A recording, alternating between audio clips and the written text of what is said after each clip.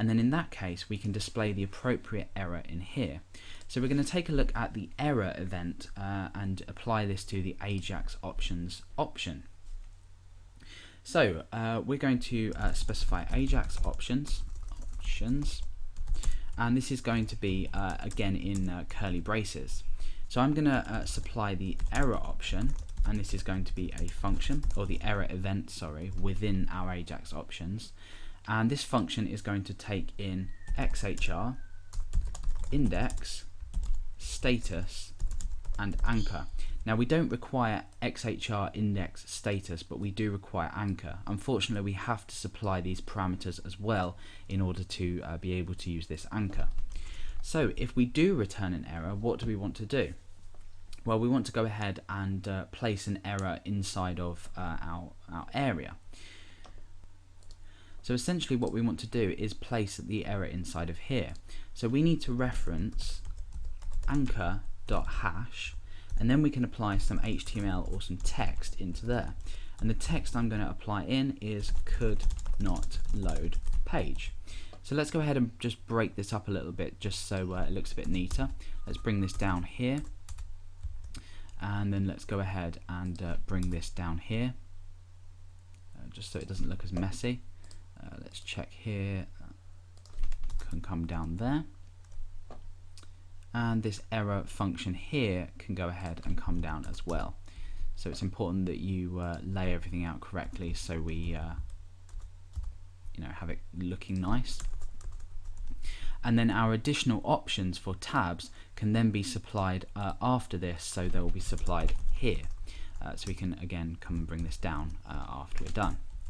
So now what's going to happen is we've set Ajax options and we've called the error status, or the error, yeah, I guess you could call it status, the terminology doesn't really matter. And then we're taking the specific area that we're placing this into, so the anchor that's applied to it, and then we're just putting could not load page into there. So let's go ahead and refresh. All the rest work. When I click loop, it says could not load page because we're trying to load that loop.php file that I put into the link earlier here. So now that we go and now we're going to go ahead and actually create this loop page. So inside the PHP folder, I'm going to store this as loop.php. Now inside here, I'm just going to create a just a simple loop that's going to run through numbers 1 to 10. So we're going to say for x equals 1, while x is greater than or equal to 10, add 1 to x, and then we're going to echo out x, and as well as that a line break. We can just use a comma here. So this essentially doesn't really matter if you don't know what this code does or how it works, but it loops through numbers 1 to 10, echoes out 1, 2, 3, 4, 5, 6, 7, 8, 9, 10 with a break on the end of that. So now when we actually click on loop, you'll see that the PHP file has been executed into this content area. So we're using an Ajax call to actually grab the contents of loop.php. So it's extremely easy to load external files just by putting them in the href, as opposed to using a hash selector and selecting the particular div that you want to show. So that's an interesting part about this as well. Obviously more Ajax options can be defined. I do have an Ajax tutorial in this series, so you can go ahead and check that out. But yeah, apart from that, we're just going to be using error. I guess that's appropriate in here. Okay, so let's go ahead and take a look at some more options that we can give this. The first one we're going to be looking at is event. Now by default we need to actually click on tabs to have them loaded. What about if we want to roll over the tabs and they load automatically as we roll over? Well, with the event option we can go ahead and supply something like mouse over, and now when we refresh, when we actually hover our cursor over these tabs, the content displays. So depending on sort of like how you want everything to work and how accessible you want each option to be, you can go ahead and implement this option. It's quite a nice idea, just depending on how you want your user to view things, and if you want them to be able to click on them or hover over.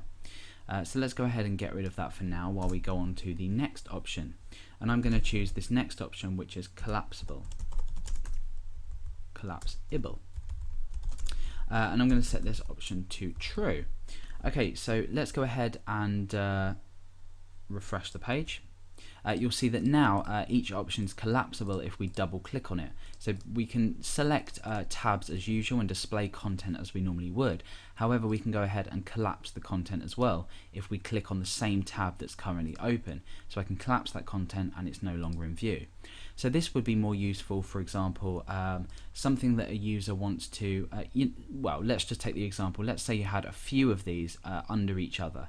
For example, particular settings for a user. If the user no longer wanted to see this, they could just click that and they could work on the rest of the page. Obviously this takes up quite a bit of space in terms of if you wanted to keep your page nice and short, so the collapsible option is quite a good idea in that case. So the next thing we're going to look at is making these tabs sortable. So for this we're not supplying an option, but to the end of here we're binding on a couple of functions that are going to allow this to be sortable. So at the end of this tabs just here, we want to go ahead and make these sortable. Now usually we would go ahead and say sortable. We've already looked at sortable lists, etc. And we can supply it with the option axis X, because we only want to be able to sort along the X axis. Now if we take a look at this, you'll see that essentially what we want to do is be able to say put loop at the start of all these and the rest shuffle along. However, if you take a look at just using sortable and axis X, you'll notice that when we pick this up, it moves the entire row of tabs. So it looks a bit messy and it's, you know, sort of not really working very well. It looks a bit you know, messy. There's no real functionality to it. It wouldn't allow you to really do much.